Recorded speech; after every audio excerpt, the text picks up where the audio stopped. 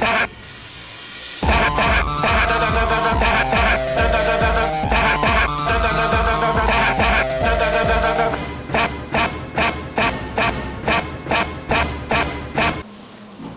lep dober večer. Še v tem, zadnjič v tem letu, ne? Ampak ne poslednjič, koliko razumem. Predno se podamo v preskok v novoletne potegavščine. Torej, za danes je seveda moje premišljevanje bilo namenjeno enemu posebnemu delu umetniškega ustvarjanja, ki je nekako pred 100 leti zaživelo. Res je, da je po recimo zgodovinskih menikih, po zgodovinskih zapisih dokaj hitro usahnilo, ampak vseeno, kar mi je najlepše na tem glasbenem pa umetniškem principu in slogu mi je to, da pa odmeve tega še srečujemo danes in ravno o tem bom tudi spregovoril. Začel bi pa drugje. Namreč, današnji dan, tisti, ki ste bili pripravljeni malo računalnike vklapljati, ne, se vam je na velikem ponudniku, ja, mami Google, pa ženi Google, vseeno, ne? Kako? Voče. Ne, Beethoven. Beethoven. Ja, namreč, ker je 17. december je dan, ko je zabeležen kot uraden dan, da se je majhnega Beethovna krstilo. Ne?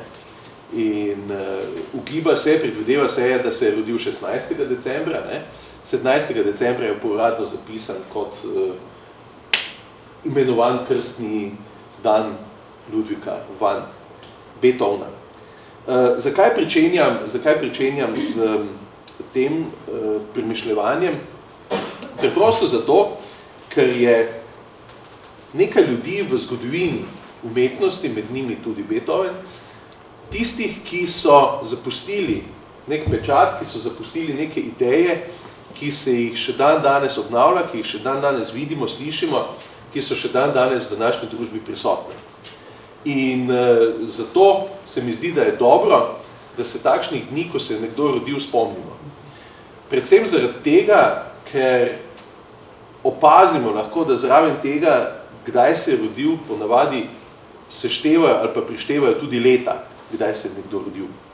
In če ste opazili na mami Google, ne, se je rodil Beethoven pred natančno 245 leti. 245 let, pa to lahko priznamo, je kar precejšen nek čas, nek precejšen razkorak med njegovim življenjem, med njegovimi idejami in današnjimi.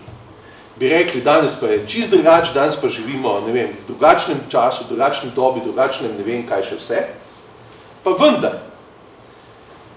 v nekem trenutku so bili sposobni ljudje sprevideti, da pa je Beethoven kot glasbenik, kot umetnik in na nek način tudi kot mislec svoje dobe zapustil nekaj, čemu se pa ne bomo kar tako odrekli. Kaj pa mi danes praktično od Beethovna uporabljamo na zelo svečan način? Pa ne bi reči 5. simfonijo, ne? Tako, točno tako. Zaključek oziroma Odo radosti iz 4. stavka njegove 9. simfonije, ki so jo poimenovali za evropsko himno Združene Evrope. Ne vem, če ste kdaj čisto zares ne samo poslušali, ampak pogledali recimo besedilo te njegove himne, tega himničnega dela, ne, kaj tole besedilo pravzaprav sploh pravi. A ste pogledali? V šoli smo se morali učiti malček en tak bolj neroden prevod, ampak o čem pa, no, bom tako rekel, ker ne bom vam dajal domače naloge, o čem pa to besedilo pravzaprav govori? Na splošno. Slogi, brat. Še o čem? Nekaj, kar ima v naslov. Veselju. Zanimivo. Jaz vam priznam, da v zadnjih 10-15 let ne pomnim, kdaj sem recimo tako srečeval res vesele pa radostne ljudi. Jaz se jih ne spomnim. Se jih spomnim, ko sem bil še zelo mlad, majhen. Da so ljudje znali biti veseli, pa zadovoljni, pa radostni, pa ne vem kaj še vse. Ne vem, kako je pri vas, ne vem, kako je v vaših krogih, kjer se vi gibljete. Ampak, če v enem dnevu srečate 10 radostnih ljudi, jaz vam povem, vam dam nagrado, ne? A ni to pravzaprav nek paradoks današnjega časa? Imamo evropsko himno, ki jo je napisal skladatelj Rojen pred več kot 200 leti. Praktično skoraj 200 leti jo je napisal, ne? Če tako rečemo. On je umrl star 57 let. In jo je napisal pravzaprav malo pred smrtjo, ne? Kar pomeni malo pred 200, malo manj kot 200 let nazaj, ki govori o bratstvu, enotnosti, ljubezni, zadovoljstvu, veselju, In ugotavljamo, da je tega po 200 letih še manj, kot je on takrat mislil, da je. Napisal pa je zato, da bi to vzpodbujal. Zakaj to poudarjam? Poudarjam zaradi razkoraka 200 let. Ker človek ima občutek, da je 200 let nekako blazno dolga doba, pa to je tam nekje, pa Hkrati, ko pa pogledamo idejo, ki jo je Beethoven zasnoval v tem stavku, veselju, odi, radosti, pogotovimo lahko, da je v teh 200 letih ne samo napredovalo, ampak nazadovalo to veselje, pa bratstvo, pa enotnost, pa kaj še vse, kar je pač Beethoven želel slaviti, kar je želel on obče človeštvo spomniti, da obstaja. Dajmo biti enaki, veseli, no? Zato sem začel današnje premišljevanje o Beethovenu, ker zagotovo njegovo odo radosti boste slišali, ne vem, če ravno v tem mesecu boste slišali druge popevčice bolj kot odo radosti, ampak sigurno boste tudi slišali zelo pogosto. Jaz bi namreč rad, zato ker imamo tu srečevanja v glasbi, da takrat, ko je oda radosti, da nekoga spomnite, pa da se vi spomnite na besedilo, na smisel, ki ga je Beethoven seveda v to odo radosti položil. In to je smisel v bistvu radosti kot takšno. Naj bo veselje tisto, ki združuje ljudi, ki jim nekako odpira srca, ki jih druži, naj bo veselje tisto pravzaprav, ki vodi pamet. Ne žalost, ne denar, skratka, naj bo veselje tisto, ki druži ljudi. Tak je majhen uvod zaradi Beethovena danes, predno preskočim na naše izme. Vse na nek način boste videli, tudi tale naš današnji izm ima nekaj Beethovenovskega, če bi tako rekli. Se Beethoven, veste, tudi ni bil sam zagrenjen človek, ne vem. Čeprav šolski učbeniki, ga vsi prikazujejo tako skuštranega, z rokami na hrbtu, jeznega, ki koraka gor in dol, na koncu pa še slabo sliši. To je slika Beethovena. Ko se boste približali njegovi glasbi, pravzaprav boste ugotovili, da je on sicer bil tak megalomanski on je bil velik ampak je pa bil izjemno občutljiv in ima v svoji glasbi ogromno enih dobrih domisli, lepih misli. Res, da se ga vršča v klasicizem, ampak z eno nogo, če ne že s pol druge noge, je v bistvu on v romantiki. In zato je tudi nekaj posebnega in nekaj beethovenovskega sigurno bi lahko imeli še v današnjem času tudi drugi komponisti. Torej, 23. srečanje je namenjeno eni besedi, ki se jo 3-krat izgovori, ali pa vsaj 2-krat. Se reče vsaj da, ampak to ne pomeni da, ali pa ne. To je nekaj, kar je v vseh jezikih, da. Kar mi je pri glasbi, ko govorimo o glasbenem dadaizmu, najbolj všeč med vsemi umetnostmi, je to, da besedo igranje ali pa igranje in igrati, ima samo glasba kot izvajanje umetnosti same. Ker samo v glasbi mi lahko rečemo, da igramo na neko glasbilo, da igramo glasbo. In to tudi, če pogledate v angleščini, nemščini, mislim, skratka, je igra. In ta igra je v nekem trenutku spodbudila ljudi, ki so premišljevali pred 100 leti o umetnosti, da pa je pravzaprav igra kot takšna tisti temelj, zato da se človek dobro počuti in se ukvarja z nečim z veseljem. Vidite, pa smo spet na Beethovnovi radosti. Seveda z umetnostjo se ukvarjati mora biti tudi neko veselje, mora biti tudi neka strast. In takrat seveda umetnost kot takšna prežema nekaj, kar v umetniku mogoče dviguje en njegov potencial idej, njegov potencial veselja. Pred 100 leti seveda, če bi zdaj glasbo samo opazovali, je odzvanjala ali pa je šla v odzven počasi romantika.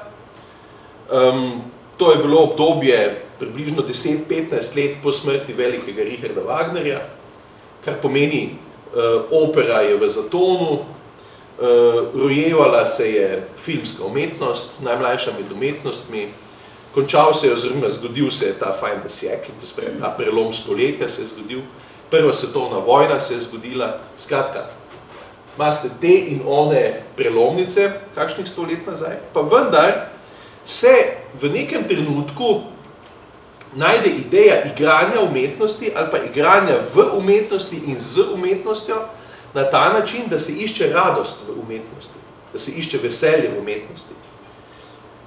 Ko to postavite pred današnjega človeka, vam bo zelo hitro povedal, da mu je to zelo blizu v umetnosti, ker on se hoče dobro počutiti, zato ker hoče imeti zabavo, hoče, da mu čas hitro mine, skratka, takšne atribute današnje umetnosti. Ne?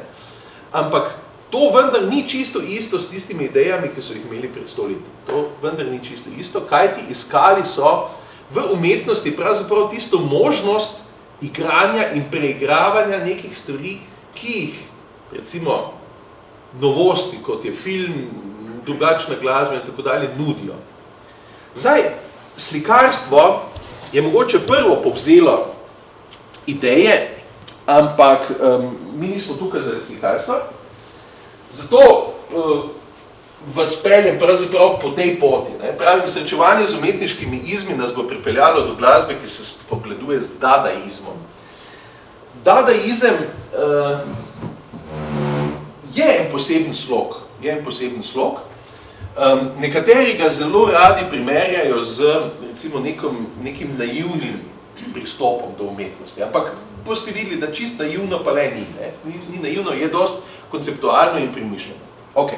Gre za torej umetniško gibanje, ki praznuje natančno svojo 100-letnico. Zdaj, vse se je pričelo seveda v Berlinu in Hanoveru, tamle na severu, in še dan danes pa pravzaprav ne vemo, ali je šlo za nož, ki je bil zapičen v nemško-francoski slovar, ker pravijo zgodbe, da bi se naj to, ti, ki so se začeli pogovarjati o ideji, kak pa bomo imenovali to, če se bomo na ta način začeli z umetnostjo ukvarjati, in je en prinesel pa je nemško-francoski slovar in so vzeli nož, ker so v gostilni sedeli in so ga tako zapičili nekje vmes noter in odprli. In to je bilo na D-ju in na das, in tako dalje. In potem so rekli, kaj če bi vzeli da, naj bi bilo, ni pa nujno, ni važno. Meni je še bolj všeč mi je ideja, da izhaja to iz naslova oziroma iz imena enega otroškega šampona. To so rekli, da je takrat bil nek otroški šampon in je res bil, ki se imenoval Dada. Ker otroci reče pač Dada. Zdaj reče mama, ata ne reče tako, reče poštar mogoče, ampak Dada pa ne. In ok, to je vic, pa ga ne bom povedal. Zato, ker kolegica snem.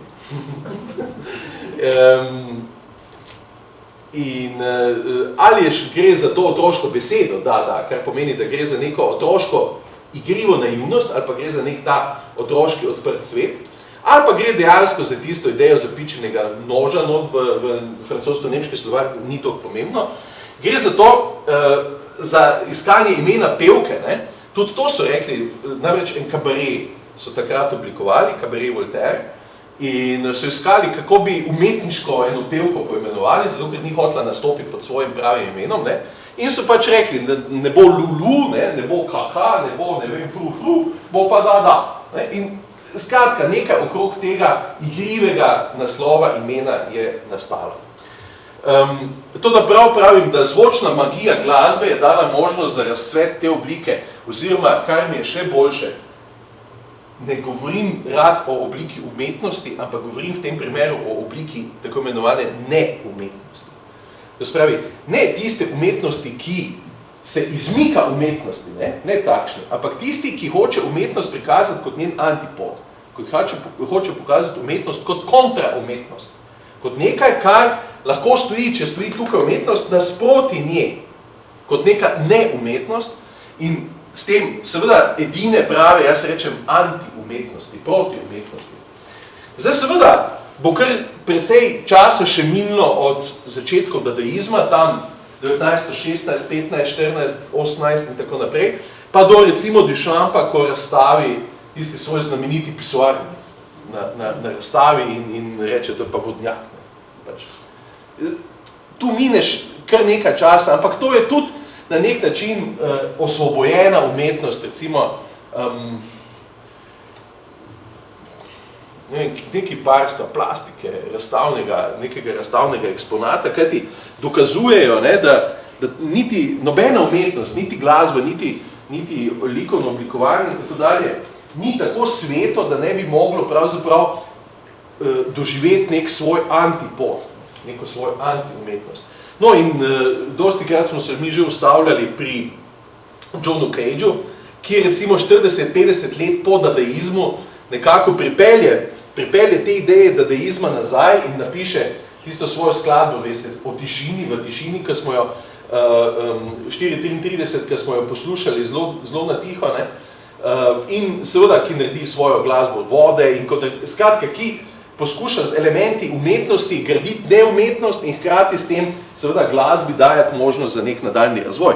Vzporedno s tem pa moramo vedeti, da pa še vedno ustvarjajo neki akademski komponisti, Schönberg, Stravinski, skratka, še vedno obstaja trdna akademska glasbena stroka, ki tukaj razvija dodekafonijo, ki razvija nove serialne sisteme, ki razvija skratka nove harmonske možnosti.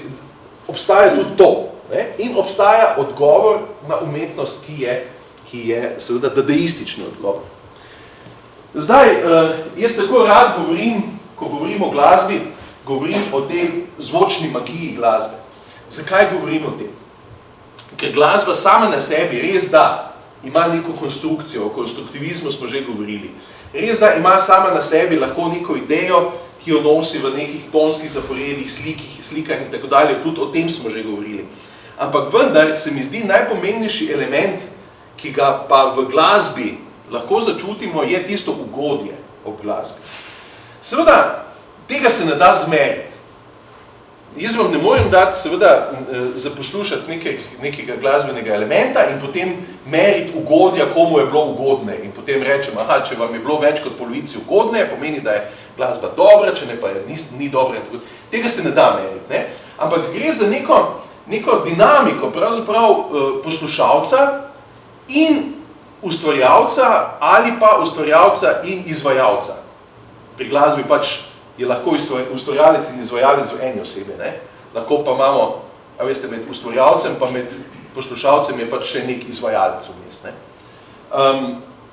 Če gre tu za neko takšno dinamično ravnovesje, sozlitje teh energij, potem lahko govorimo pravzaprav o neki ugodnosti sprejetja nekega glasbenega momenta, neke glasbene ideje. Vkolikor pa se čuti, da je ta glasba pravzaprav zelo nekomunikativna, da ne vzpodbuja poslušalca k kakršnemkoli premisleku, ga ne povabi v svoj svet, potem pa nastane razpoka med glasbo in med poslušalcem. Potem dostikrat poslušalci rečejo, ja, saj sem to poslušal, ampak s tem si ne vem nič kaj pomagati, meni to ni zanimivo, to ni moj stil. Vse poznate, vse te obvoznice, ki imamo potem, zato da pač ne povemo, da nam je tisto bilo grozno, kaj smo poslušali. Ne? In v nekem trenutku seveda je pa dadaizem naredil en majhen ovinek tu okrog, pa rekel, bi pa mi pogledali, zakaj je tisti problem, zakaj te akademske glasbe, dodekafonske, ne vem, takšne in ovakšne, ljudje tako težko sprejmejo, zakaj tako težko pristopijo do te glasbe, ali niso pripravljeni, ali jim je dolgočasna, ali premalo vejo, ne? Na kar so ugotovili seveda, da je precej zapletena. Da je postala precej zapletena, recimo iz časa Mozarta, Beethovna in tako naprej, ne? Chopina, kako pač rečemo, je postala vedno bolj tako zapletena, da se skoraj ne da več kot glasbi sami slediti. To smo pa že tudi imeli, se spomnite, sem vam kazal partiture, kjer je bilo treba seštevati stvari, pa odštevati, pa gledati, pa šteti one note, pa ne vem kaj. Vse sem vam že pokazal, strukturalizem je bil poln tega. No, in dadaizem je pa seveda pogledal, kaj je možno kot neke drobne, simpatične elemente ponuditi poslušalcu, zato da se ne izgubi, da se poslušalc ne izgubi, da ga ne izgubite po 2 minutah, pa gre rajši ven na pivo, kot pa da bi še dalje to poslušal. Kaj je tisto? No, in to je ena takšna znana ideja bila, da so prijeli obstoječe umetnosti, recimo, če se zdaj vrnem malo k slikarstvu, in so pogledali, kaj lahko z te umetnosti naredi, dadaizem, da se, rečemo, malo pošali. Ne? Znamenita Mona Lisa, ki so jo narisali brke, recimo, ne? Malo so jo posodobili, malo so jo popravili, ne? Ampak še vedno pa prepoznate Mona Lisa, ne? Še vedno lahko rečete, da to je znana slika, vsi vemo, pa so se vprašali dadaisti, a je to še vedno slika Mona Lise ali je to slika koga drugega? In to je to igranje z umetnostjo, ne? To je tisto, ko so rekli, aha, poskusimo, kaj ima umetnost še v sebi lahko. To ni pacanje po umetnosti, po umetnini, to je spraševanje, seveda na kak način lahko mi pristopimo do umetnosti, da jo naredimo bližjo. Znamenit, to sta 2 sliki od fotografa oziroma filmarja, ki se imenuje Man Ray. On se ukvarja s filmom oziroma s fotografijo. To je dosti znamenit akt ženske, ki je nastopala tudi potem v njegovih filmih. In seveda na hrbet je narisal 2 znaka, ne? Zakaj? Zdaj pa poskusimo interpretirati to idejo. Vsaj smo na srečanju z glasbo, ne? Na kaj vas se to spomni? Na kaj vas spomnite ta značaj? Ja, seveda, mislim, da nič. Kako? Na glasbo, ne? Na glasbo, na inštrument, ne? Na inštrument, to spravi na neko godalo, ali je to violončelo, violina, karkoli, ne? Na inštrument, na telo. In inštrument, mi tudi rečemo, da inštrument ima telo. In če pogledate, ne vem, godala imajo prav krasno žensko obliko, ne? Saj jo je, srtom jo je pokazal, ne? Pak oblika godala, ne? Je zagotovo tale, ne? Zagotovo je tale oblika godala, ampak ni hotel seveda ničesar, ne vem, se ponorčevati, z ničesar ponorčevati. Hotel je samo pokazati, da je telo lahko tudi inštrument, saj je. Pevke imajo telo kot lastni inštrument. S tem, da bi to odvzeli, mi ne vidimo telesa kot inštrumenta. Torej je treba poiskati nek atribut, s katerim lahko ogovorimo glasbenika ali pa glasbo prikažemo kot nek element, kot inštrument na telesu deklice, gospe, žene, kakorkoli. In seveda s tem na novo definiramo umetnost, ki je lahko umetnost neke resne fotografije ali pa dadaizma. In ta dadaizem, je tisti otroški način poigravanja z neko idejo. Poglejmo, kaj se da tukaj narediti. No, tukaj imamo pa primer iz te ženske iz njegovega filma, kjer seveda primerja, če tako rečem, živ in umetniški svet ali pa svet umetnosti, ne? Oboje gre za, v tem primeru za nek portret, vse se reče fotografija, se reče portret, ne? In fotografijo seveda enega portreta, domorodnega portreta, verjetno, ne vem, Afrike ali česa takšnega, ki je pa umetnina, ki je pa umetniško izrazlan in seveda ženska, ki zraven podrži svoj obraz. In oboje skupaj seveda deluje na nekem umetniškem principu, fotografskem umetniškem principu. Zdaj, o tem, zato sem vam najprej fotografije pokazal, ker o tem so začeli premišljevati tudi prvi, ki so gibanje dadaizma želeli seveda pospešiti.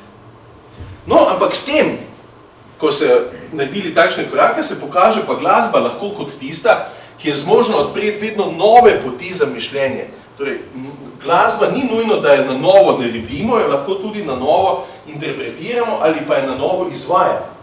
In vsaka glasbena izvedba je nova interpretacija nečesa. Tudi če bi danes izvajali, ne vem, Beethovna, bi bila ponovno nova interpretacija Beethovna.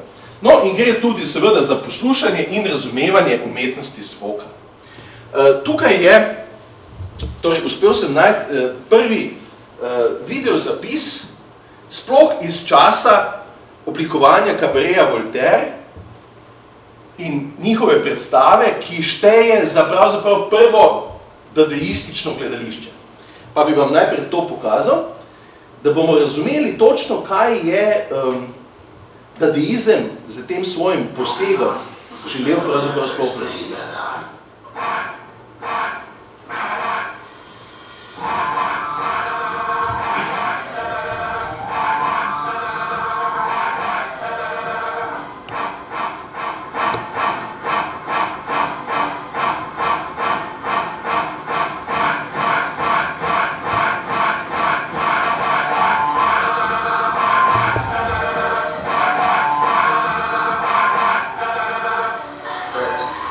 Vsem ste lahko slišali tole besedico, ne? Da, ki so jo zložili skupaj v nekem zaporedju. Ok. Pogledamo to.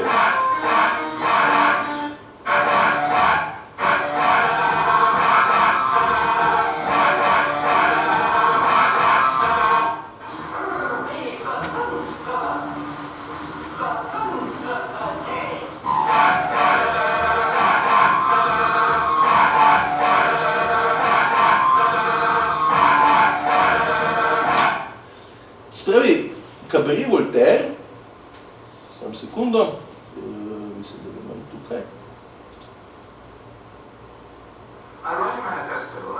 je začel delovati seveda pod nekimi svojimi pogoji.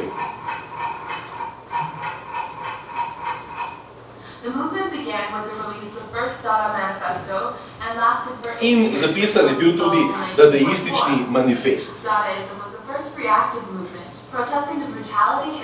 Dadaizem je gojil seveda odpor proti brutalnosti, ki je nastala v tistem času, in to piše tudi v manifestu. Hotel je pokazati seveda, da umetnost ni namenjena samo zapiranju v neke umetniške kroge, ampak da obstaja tudi umetnost izven umetniških akademij.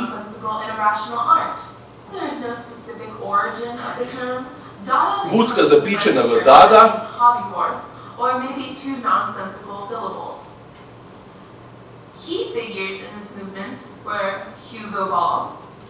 To so bili začetniki te ideje. Hans Arp, slikari, Hannah Haq, ki je oblikovala maske, Man Ray, ki sem vam pokazal fotografijo, who was the principal spokesman for the Dadaism movement. He wrote 7 manifestos and 3 plays, one of which was Les Admiraux cherchent une maison en l'air. The Admiral is looking for a house to rent. Okay. It was a stimulus group poem performed by Ball Hasselbeck for a program composed of lectures. To so tak dost značilne slike, ki si jih takrat evo dadaisti prisvojijo. which was completely against what it stood for.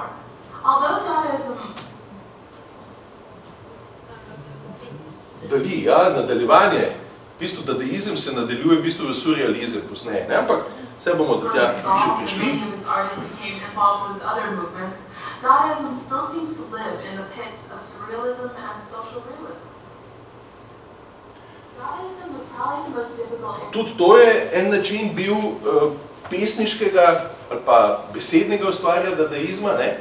So izrezovali besede ven iz časopisov, iz knjig in tako dalje in jih lepili skupaj in dobivali s tem nove stavčne strukture, nove besede.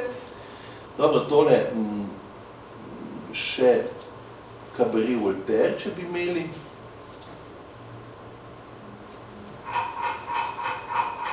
To je tak filmski prispevk, dadaistični.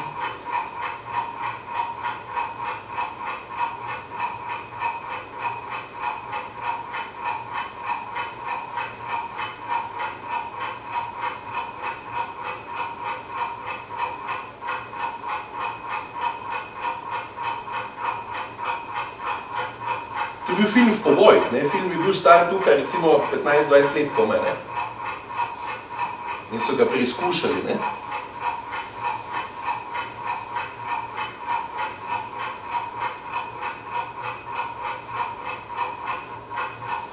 Ampak, a čutite, ne? To je film o duhovih, ne? Kako trije duhovi te klobuke raznašajo okrog. Ampak, a čutite, da gre v vseh teh primerih zdaj raznih umetnosti, gre za tisto, kar sem uvodoma rekel, za igro. Igranje za nečim.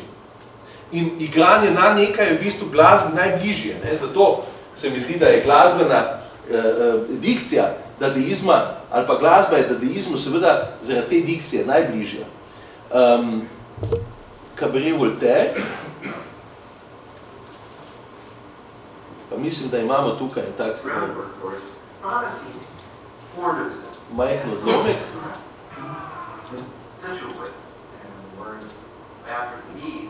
No, da vidim. Tam izgleda sem, da so mi video spremenili, ko sem ga...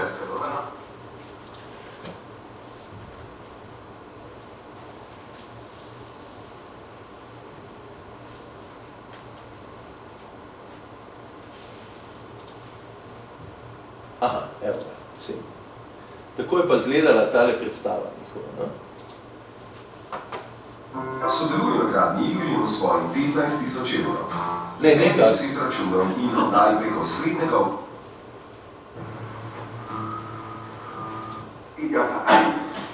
Evo, to je pa original posnetek predstave Cabareta Voltaire. Es kamen auch tatsächlich 3 junge Männer. Berlin. Der eine war Christian Zara, der andere machte Janko und ein dritter Herr, dessen Namen ich richtig erinnerte, und wohnten ihre Dienstag. Hans Arp war auch da. Hans Arp, wesentlich. Emmy Henning sang mit ihrer etwas brüchigen, aber sehr überzeugenden kleinen Stimme. Beide spielten Klavier und das Kabarett startete.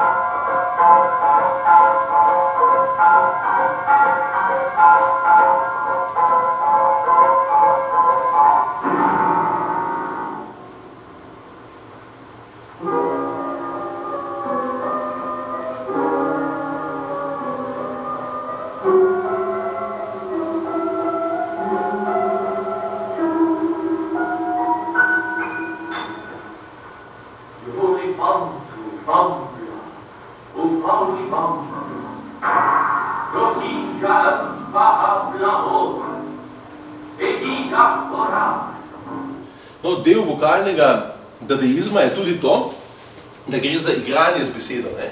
Torej, pri pevcu, pri pevkah, pravzaprav beseda ni več vsebinsko vezana na tole, ne? Kaj pripoveduje pesem. Ne? Ampak gre za to, da se igra za vokali, kot bomo videli v naslednjih posnetkih, je Dada iskal pravzaprav glas, človeški glas kot inštrument, kot nekaj, kar je možno izvajati različne zvoke. In ti zvoki ne predstavljajo besede, torej ne iskati pomen, besedni pomen v tem, ampak zvočni pomen. Tale nastop je, torej ta prvi nastop dadaistične pesmi, ki jo on poje ali pa recitira, kakorkoli hočete, ampak razumete nič, ampak razumete dovolj, da slišite, da jo poslušate. Ne?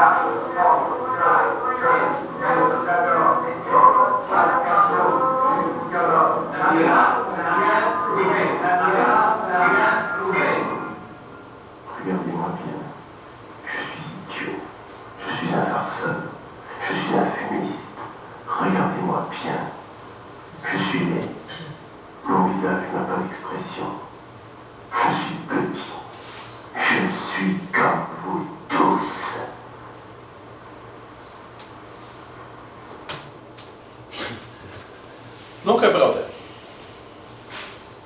Kaj vas je spomnil to tak gledališče, takrat? Kapare? Gledališče absurda. Ampak gledališče absurda kot takšno se definira kasneje, ne? Ne pred 100 leti, ne? Ja, ja. Človek kot marionetka, brez identitete, ki se natančno premika povzor, ne? To, v tem smislu. Ja, vsem strinjam. Še kakšno idejo?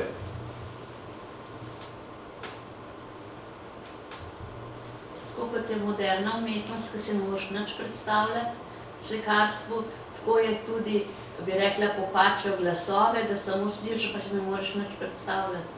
Okay. Ampak ni? Občutek pa je. Ampak ni bilo vse skupaj podobno malo na takšni otroški igri, če malo otroke skupaj spustite, ki se izmišljujejo nekaj, sami govorijo nekaj, ki jih ne razumeš, kaj govorijo, se igrajo z lutkami, gospa je lušno omenila, ne? Odštevanke, izštevanke, ne? Gledališče absurda, gledališče neigralca, ne? Oziroma stran od igralca, ne? Ampak gre za to, da imamo vse skozi občutek, pravzaprav, da je to nekako spontano, da bojo oni sam se hecajo malo, ne? Hkrati pa, ne? Če ste opazili, tu je bilo vsaj 5-6 ljudi je bilo naenkrat na odru, so imeli pa usklajene gibe, se je vedelo, kaj se bo zgodilo, kam kdo stopi, kdaj se začnejo, ne vem, predstavljati, kdaj se nadenejo maske. Bilo je, to spravi, obstajala je neka koreografija, obstajal je nek sistem. To ni bilo, kar bo vsak malo delal, kar se mu bo zazdelo, ne? pa vse skupaj je bila pravzaprav neka igra kot takšna, ne? Igranje na odru, vsaj igra je igranje, ne? In nekdo je igral na klavir, ne moramo ravno reči, da je igral zelo umetelno, ne? Ampak je vse bolj uporabljal zvoke klavirja, ampak kaj je klavir, če ga gledamo kot inštrumentarij, kaj pa je klavir? Klavir je tolkalo, ne? In ga je igral kot neko več zvočno tolkalo, ne? Igral na klavir, malo zgore, malo spodaj, malo še odprl ga je, da smo one tipke videli. Skratka, ne? Igrali so in igrali so vse. In imamo občutek pravzaprav, da to, kar je Cabaret Voltaire ponudil kot Dada predstavo, ne? Glasbeno, zvočno predstavo, bistveno, je pravzaprav nek tak majhen konglomerat nekih zvokov, nekih idej, kot ste rekli, ki jih ne razumemo, ki ne vemo, kam se z njo početi. Ampak zanimivo je, ker ste omenili, ste rekli, kot moderna umetnost. Ne? To, kar smo gledali, je 100 let stara umetnost. To ni od prejšnjega tedna, ne? Ali pa 5 let nazaj, kar se reče moderna umetnost. Ne? To spravi, kdorkoli bi nekaj podobnega poskušal danes narediti, dela 100 let staro idejo. Ne? Tudi moderna umetnost že skoraj 100 let stara, ne? Ampak radi ji rečejo sodobna umetnost, ne? Zato, ker uporabljajo računalnike zraven, ne? Ja, ampak toliko samo za okus, ker k temu se bomo pravzaprav še vrnili, ne? In zdaj mogoče že slutite nekako v ozadju, zakaj sem začel pravzaprav z Bitonovo idejo, ne? Zakaj sem začel z radostjo, ne? Začel sem z radostjo zato, ker je dadaizem bil mogoče prvi takšen čisti odmik od umetnosti, ki je pa postavil radost nekam. In je rekel, kaj pa, če bi se mi v nekem trenutku res o radosti začeli malo pogovarjati? Pa ne samo, da bi jo tam začeli nekje opazovati, ampak kaj, če bi mi to radost začeli pa res kazati ljudem in jo izvajati. In zagotovo tu ne morate reči, da ne bi postali radostni, ko ste opazovali te vesele možicle, pa une plesalke zrampane. Še pevko bi morali slišati, ampak posnetkov nisem našel. Ne. Mislim, ene posnetke sem imel jaz tega kabareja, sem jih niti slučajno ne najdem. Ko je bilo petje res na takšne zloge, da ne vem, kot da bi mačko avto povozil. Ne. Ampak vam povem, je bilo pa toliko simpatično, ne. Toliko simpatično, ravno to nekaj med izgovarjanjem, malo cviljenjem, malo unega vriskanja, malo nekih stvari, da je človek imel občutek, da se ima človek na one strani, ki spušča te zvoke fajn. Čisto preprosto.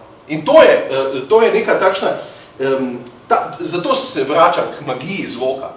Zato se vračam k tej ideji, kaj pa je na zvoku magičnega. Magičnega je, magičnost nastane takrat, ko ga sprejmemo. Takrat, ko postane zvok nekega našega dobrega počutja. Kaj, če bi mi to poslušali? Koliko je pa to zanimivo in tako dalje. Takrat nastopi, mislim, magija med zvokom ali pa izvajalcem in poslušalcem. Drugače pa je vmes velika luknja. In žal, v moderni umetnosti je večkrat luknja kot ne, med poslušalci in gledalci, večkrat luknja kot ne. No, osnove nekega glasbenega izraza seveda izhajajo največkrat iz človeškega glasu. Človeški glas jim je bil beseda, tudi da, je v človeškem glasu izhajajoča beseda. Ni da inštrument zaigrana, je ubesedena, da beseda. In to je tudi edini umetniški slog, ki izhaja iz zvokovne besede, ki se jo izgovori. Če rečemo klasicizem ali pa, ne vem, romantizem ali pa romantika ali pa karkoli, kubizem ni iz besede glasu, ampak je iz besede, kaj ta glas beseda predstavlja, kubizem, kub ali pa klasicizem, klasično. Medtem ko dada je pa iz same besede, ki jo izgovorimo. Torej, v besedi sami je že zvok noter. To je tisto, kar dela ta slog mogoče najbolj poseben. In zato pravim, osnove glasbenega izraza izhajajo največkrat iz človeškega glasu in iz njegovih sposobnosti spreminjanja. Mi imamo v glasu ali pa z glasom fenomenalni inštrument, ki lahko delamo, mislim, nore stvari. In raziskovanje glasu je mogoče se ravno najbolj pričelo v začetku, v času dadaizma. Raziskovanje glasu kot zmožnosti. In seveda temu služi tudi telo izvajalca. Evo, pa da vam pokažem nekaj takšnega.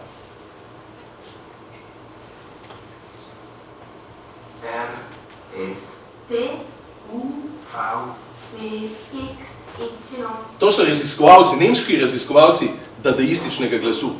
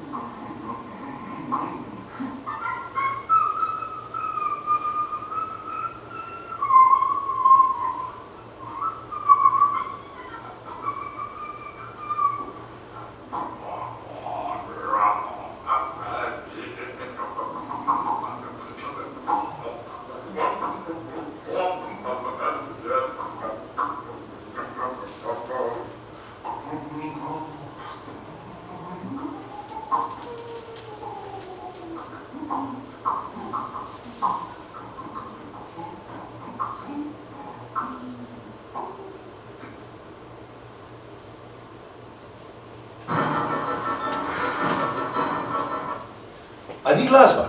A ni bila čista, čist, pozabil ta knof, ja.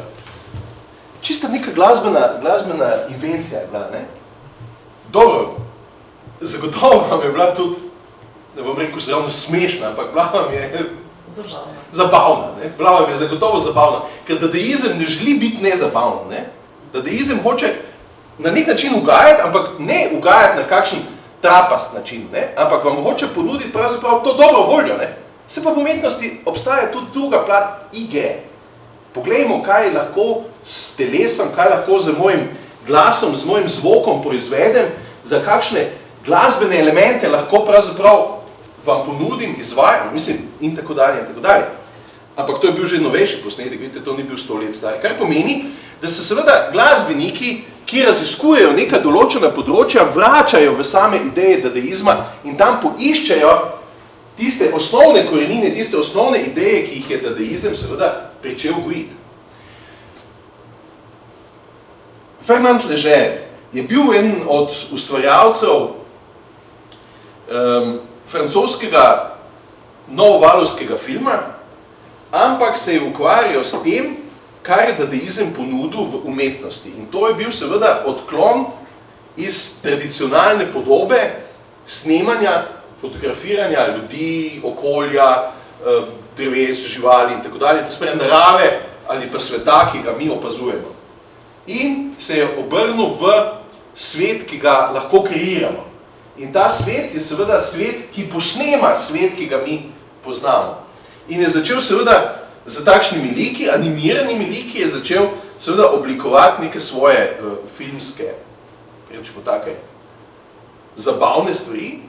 Ampak ta lik, ne, zakaj sem vam dve sliki tega lika tukaj zdaj pripravil, pa potem se bomo tudi pogledali še, ker nas ta lik zagotovo lahko na nekaj spomni ali pa na nekoga spomni. Bravo. The Chaplin, Charles Chaplin.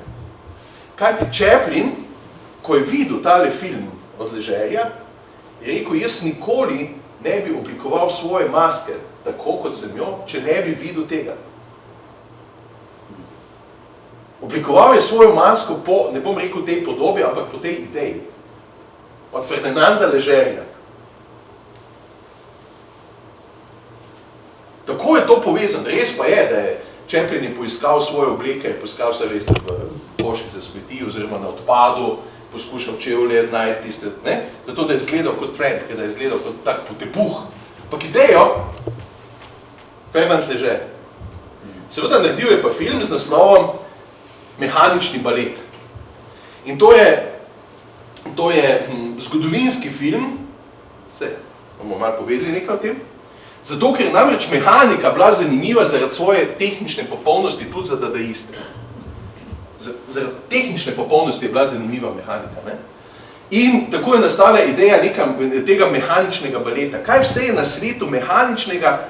Balet je pa kaj? Balet je pa v bistvu nek ples nečesa oziroma gibanje. Ampak spet neko usklajeno, harmonično gibanje, neko kontrolirano gibanje, saj vemo, balet kot takšno, govorim o baletu kot res eni posebni umetniški disciplini, ne, ki se pač goji. No, in to je dadaiste pripeljalo do tega, da so rekli, ampak saj obstaja balet, ne vem, recimo pač motorja, ki teče, ne. Obstaja balet mehanskih stvari, ker so usklajene, ker imajo lepe gibe, lepe pač neke stvari. No, in glasbo s tem naslovom je najprej ustvaril Georges Antel leta 1922, to je pa v bistvu čas dadaizma.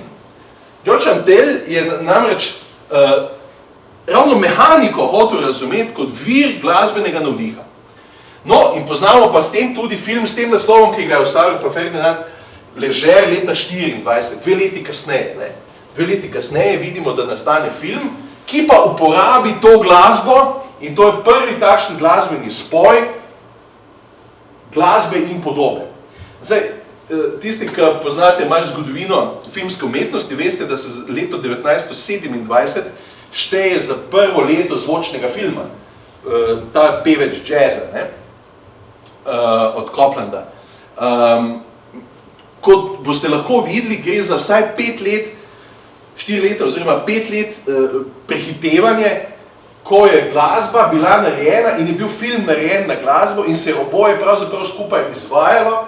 Leto 27 Peveč jazza je pa leto, ko je bil ton prvič položen na filmski trak, kar pomeni, da je bil ton na filmu odtisnen.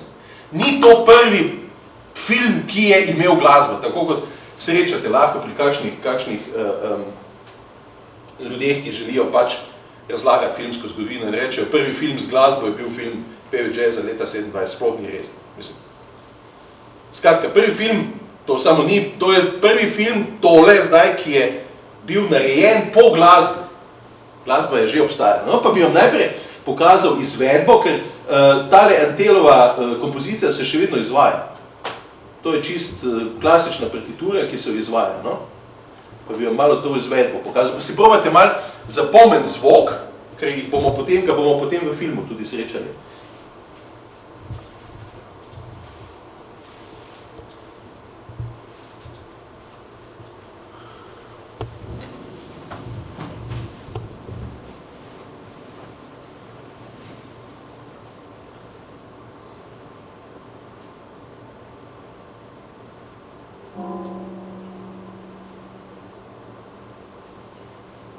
To je posnetek koncert, čist koncert.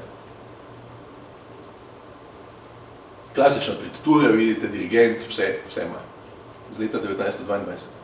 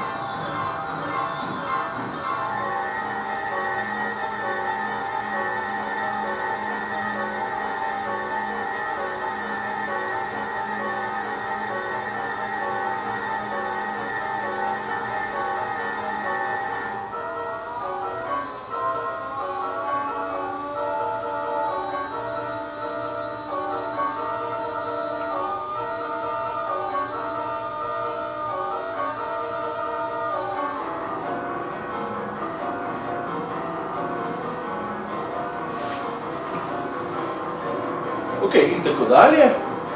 Če vam konc pokažem.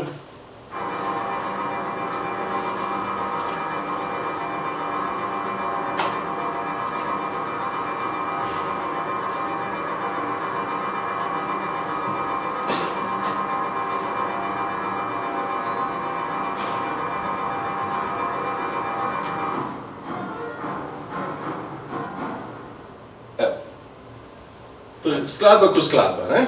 Ki je seveda mehanično vezana na izvedbo, pianole, ne, ki imajo nek svoj programček noter in se jih da seveda čisto programsko voditi.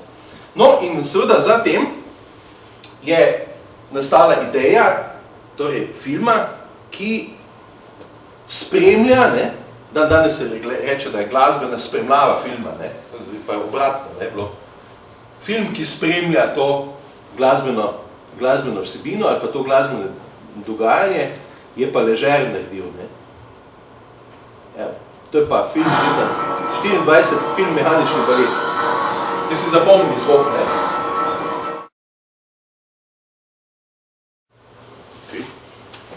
Se spomnite tega konca, ne? No, tale posnetek, to sem vam potem mogoče sam reči.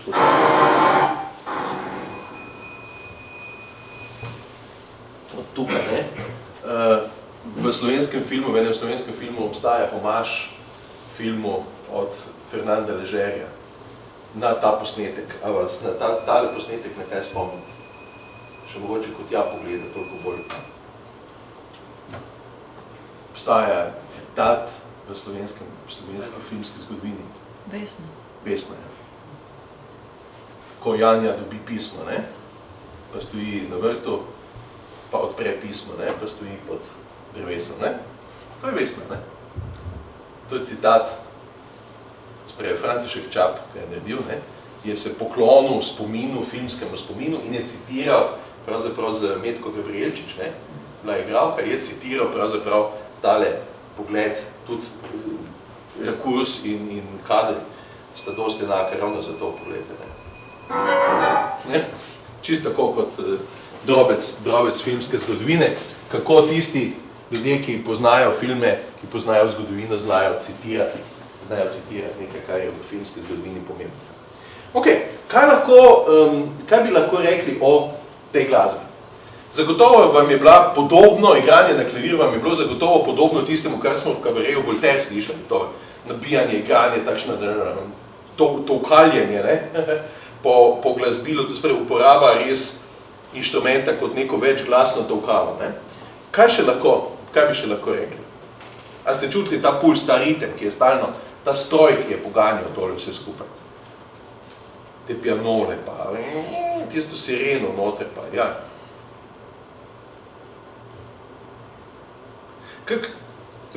A je kdo poznal že ta film, mogoče odprej?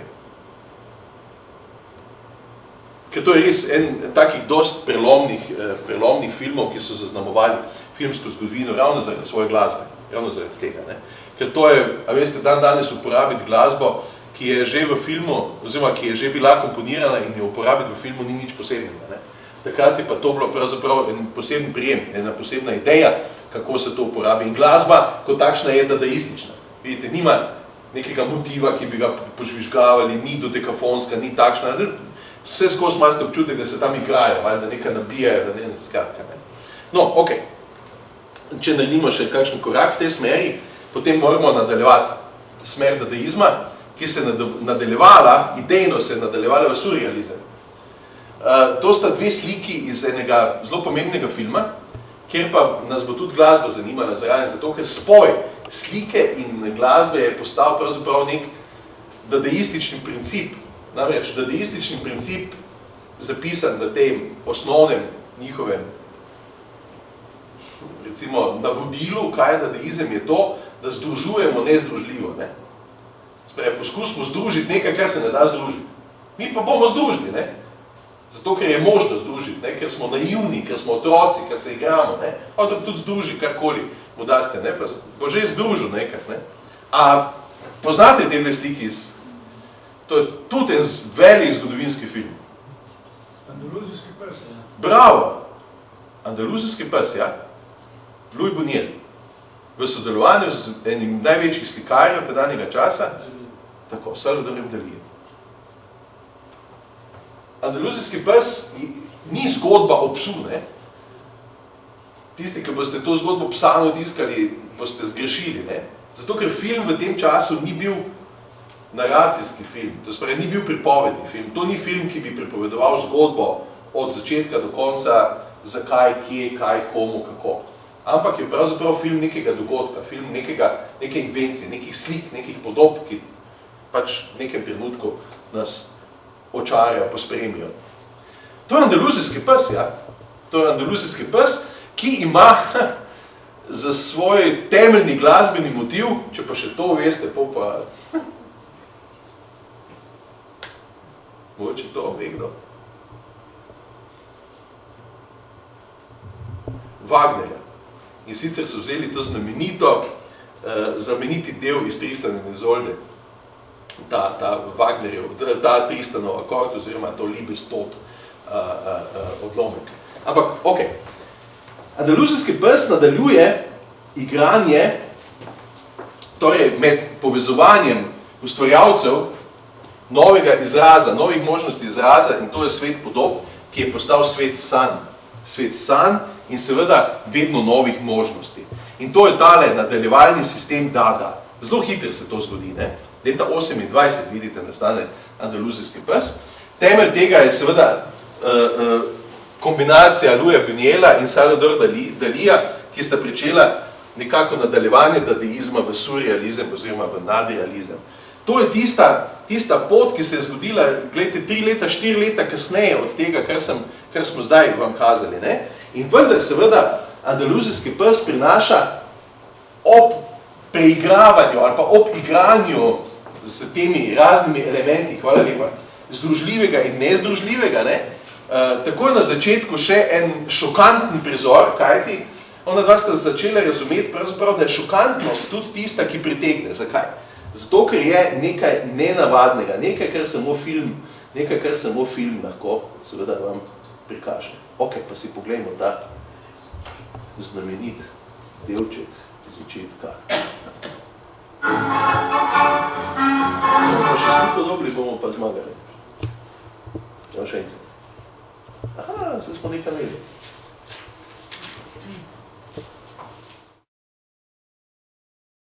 Dobro, in tako dalje, ne? Torej ste ujeli Wagnerja, ne? Dadaisti uporabljajo seveda staro umetnost tudi in jo vklapljajo v nove vsebine. Tako kot smo imeli na začetku, smo imeli Mona Lizo, ko so jo narisali brke, ne? Spravi, gremo v zgodovino, pogledamo, kaj je v zgodovini umetniškega in potegnemo tole gore, ne? Zagotovo, tisti, ki poznamo zgodbo Tristan in Izolde, to znamenito Wagnerjevo arijo, ne? Liebestod, ne? To je zadnja arija, torej Tristan umre, Izolda se skloni nad njim, umre z njim, skratka, poznamo zgodbo, ne?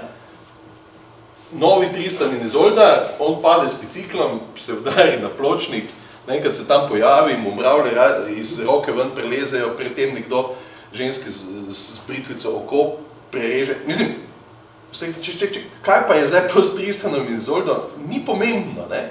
Ustvarjajo na novo stvari, ne? Dadaizem, surrealizem ustvarja stvari na novo nariše brke Mona Lizi. Na novo pove zgodbo Tristana in Izolde, se Tristan s biciklom pripelje, ne?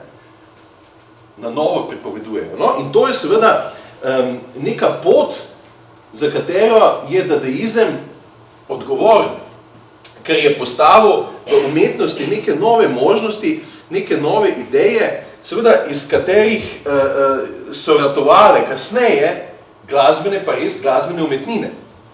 Kot sistem antiumetnosti pravim je dadaizem pokazal na pomen glasbenih elementov kot na neke samostojne tvorine.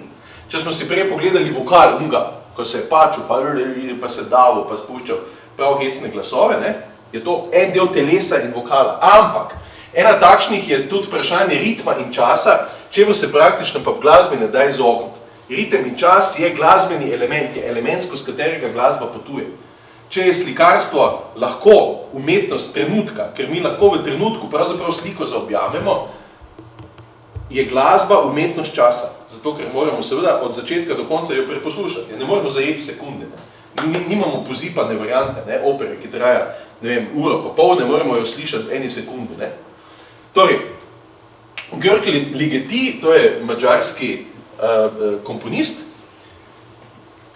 Vidite, zakaj sem vam letnice napisal? Zato, ker se je rodil pravzaprav na robu dadaizma, ne?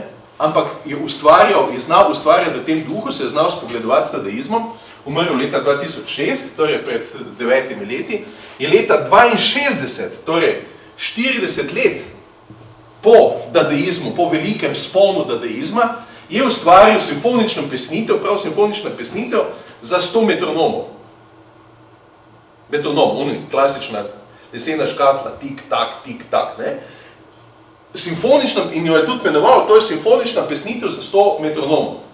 Nič glasbenikov pa glasbil, zakaj? Zato, ker je združil glasbeni element metronom, ki ga glasbeniki poznamo, ker smo morali vaditi po njem, ne? Zato, da si bil v ritmu, pa da si natančno vadil, ne? Da si natančno igral, je združil seveda ta del, ki paše v glasbo, z mehaniko, ki je bila dadaizmu blizu, spomnimo se mehaničnega baleta, ne? Mehanika je tista, ki je nekaj posebnega, in je združil seveda ven simfonično pesnitev, ki je romantična glasbena oblika za obdobje romantike. Seveda, To je prva skladba, ki vam je pokazal leta 77, to spravi 15 let zatem, pa je napisal opero Le Grand Macabre, opero, ampak po dadaistični metodi, na obliko dadaizma, je pa leta 92, to pa ni tako daleč nazaj, tako hudo daleč nazaj, ne, pa jo je priredil za koncertno izvedbo pod naslovom Misteriji iz te opere Veliki Makabra. Ne. No in te dve zadevi bi vam rad pokazal, zato da dobite občutek, kak dadaizem po recimo 40, 50, 60 letih odmeva v umetnosti in kaj seveda pomeni v nekem trenutku se vračati v dadaizem kot v element idej, recimo. Evo, simfonična pesnitev za 100 metronomov.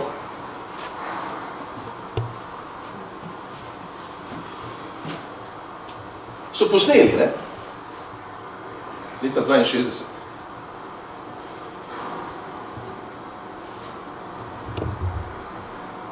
To je orkester.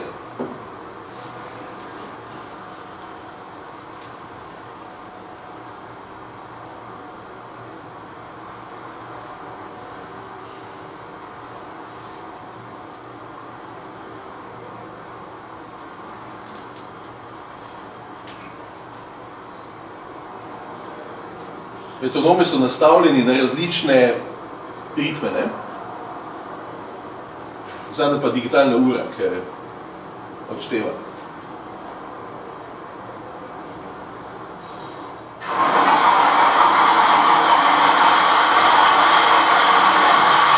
To pa bil sprožilec, ki je tekel, ne?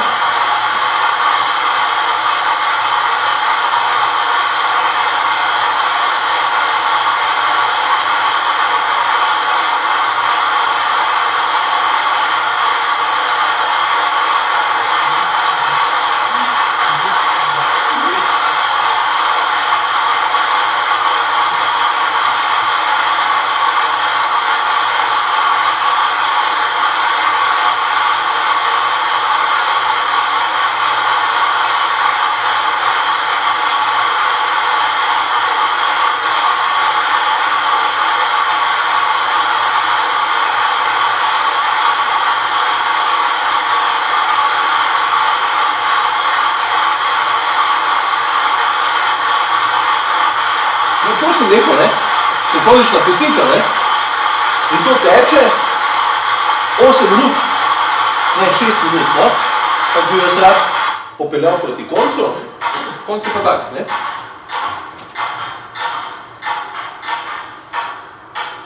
Ker metronomom smeti popustijo, ne? Ker so naviti, ne?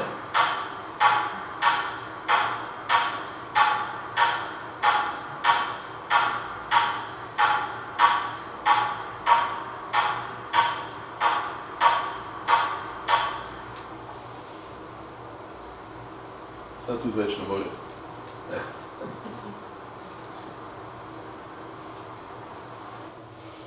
Ne? To je seveda simfonija, mislim, simfonična pesnitev za 100 metronomov. Ne? In to je čist uradna kompozicija, ne? Da ne bi mislili, da je to, ne vem. Ampak spet, ne? Če to pomislimo v duhu dadaizma, je to igranje, je to igra. Poglejmo, kaj lahko z metronomi počnemo, poglej, kaj lahko naredimo. Ampak je igra v tem duhu, mehanicističnem duhu, kar je pa dadaizem tako rekoč skoraj oboževal. No, in ta druga stvar so pa ti misteriji iz Velikega Makabra, kjer pa je pomembno, da gre za odrski nastop kot takšen. Ne? To so čisto resni Göteborg simfoniki, evo, poglejmo to, kako izgleda. To so pa arije, posnetki, to je odlomki iz opere. Se ne ploska, ne? Ker je to kabaret, ker je igra.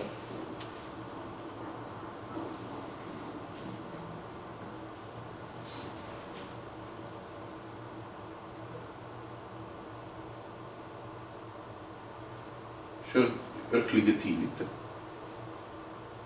Ona je hkrati tudi dirigentka.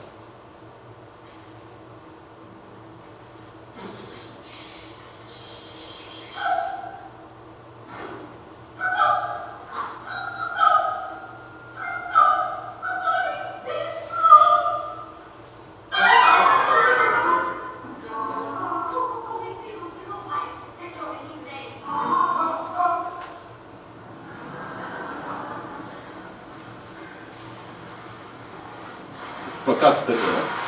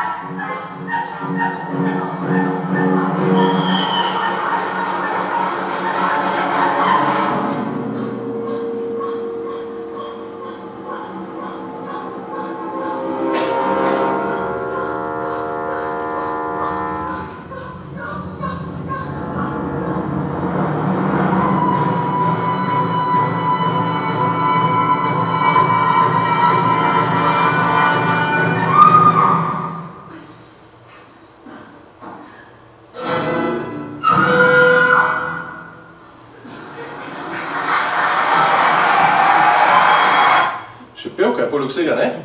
Tako, okej. No, to je bila čist resna odlomek z opere, ne? Zdaj pa, kaj bi lahko rekli, kaj je bilo to? A je bilo to malo kabarejo podobno, ne? Tam, ko smo pričeli, ne? Njena predstava z glasom, hkrati vodi orkester, dirigira.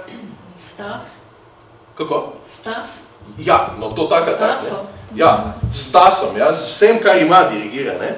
Ampak še ena stvar je bila tu noter, kar je pravzaprav v glasbi zelo redko v glasbi zaznavati. Kaj je bilo to?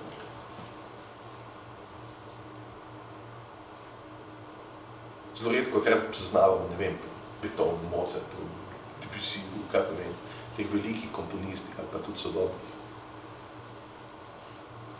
Humor. Humor, čisti humor. Humor. Pristopimo do glasbe s humorjem. In najpomembnejši element, ki ga je dadaizem dodal glasbi, je bil pravzaprav humor. Ne tist neumnost, ampak nekaj, kar je humorističnega, nekaj, kar pritegne. Ker smeh, ne, smeh je tako kot zehanje, pa nahod je nalezljiv. Tudi publika ste slišali, ljudje so se tam hitali, malo ko je ona spuščala ene glasove, pa se slikla manjšo dol. Vendar humor na račun glasbe same, da sprej glasba sama je humoristična kot takšna. Ne? Druženje besede, glasbe, giba, podobe je zaznamovalo dadaizem kot najbolj osvobajajočo se umetnost, ali pa glasbeno smer, najbolj osvobajajočo. In dadaizem je seveda pomenil tudi nove možnosti za današnje oblike glasbenih predstav in nastopov. Kaj ti? Tu sta dve takšni zadevci, ki vam jih toplo priporočam, če boste kdaj želeli v glasbi se dobro imeti. Ne? To je Paganini kvartet, ne?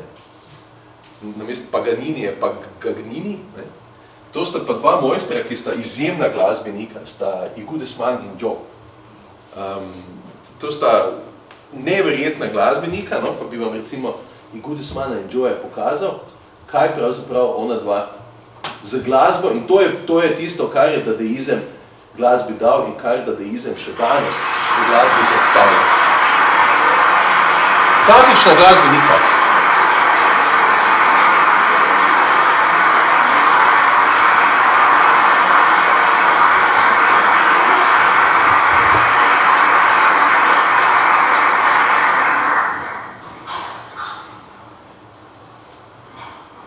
Malo moramo glasbo poznati.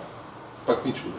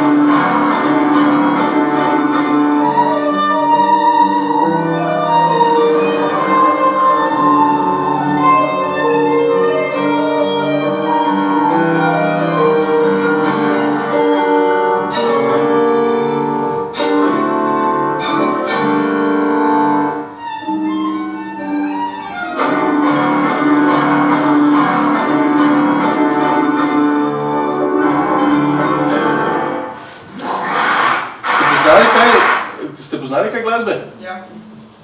Začela sta z Kako? Mozart, ne? Simfonija. Potem sta pa, je pa on začel na klavir igrati kaj? Jamesa Bonda. Skratka, ne? Zato sem vam pokazal na začetku Mona Lise, ko so je brke narisali, ne? Spravi, princip, kako glasbi postaviti neko zrcalo, kako jo narediti na drug način zanimivo in hkrati seveda, ne se delati norca z glasbe, ker to so glasbeniki, ona dva sta izvrstna glasbenika, ne? Pianist, izvrsten koncertni pianist, izvrsten violinist, ne? Ampak ponudita v glasbi nekaj, kar jo nadgradi pa ta humor. Poiščete seveda neko možnost, da ljudi hkrati v glasbo, če rečem, posvetita v glasbo, in hkrati ljudem ponudita v bistvu nek ta dadaistični, simpatični pristop do umetnosti. S tem se vam jaz za letos zahvaljujem. Želim vam dobre pristope do glasbe, veselje do glasbe predvsem, ne? In veselje v glasbi in vam želim dober skok v nov let. Pa se vidimo 21. januarja naslednje leto ob 6.